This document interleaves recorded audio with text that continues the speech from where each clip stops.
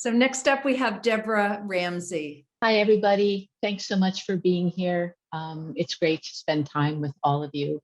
And I'm so honored to be able to show this very new work at the Arts Center. So many thanks.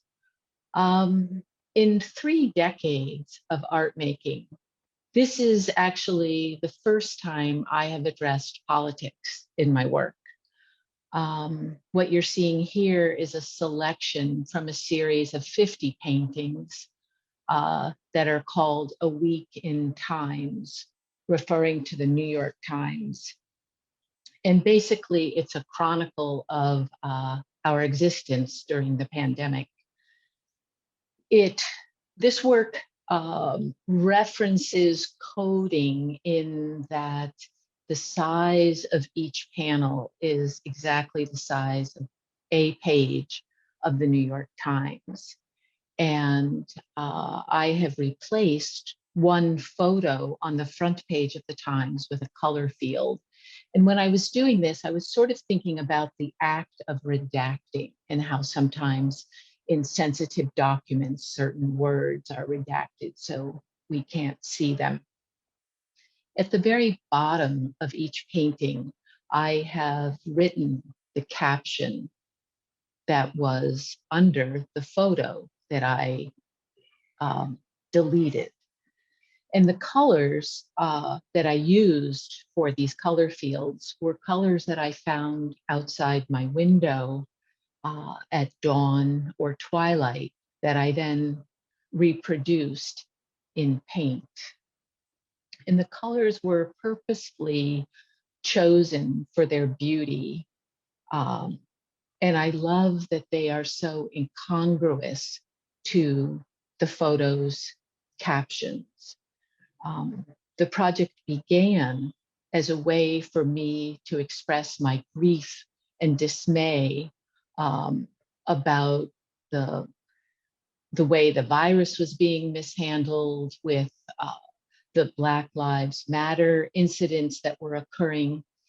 And at the same time, unbeknownst to me, this project became an emotional anchor. There were days where it was kind of tough to focus and get into the studio to make work. But because, the newspaper kept arriving every day, and it seemed like a relatively small chunk that I could sort of bite off in the studio and try to accomplish, it really sort of kept me going. You might not know it by looking at it initially, but she's definitely referencing time. The piece is called, the work is called A Week in Times, so that this idea of the continuity of the newspaper is also a way of marking time. I feel like Debra is obscuring information. So she's giving us some of the information, but she's redacting the text. She's transforming the photograph into a color field that's referencing something else, but she's still giving us the caption for the photograph so that we can reconstruct it in our own mind should we decide to.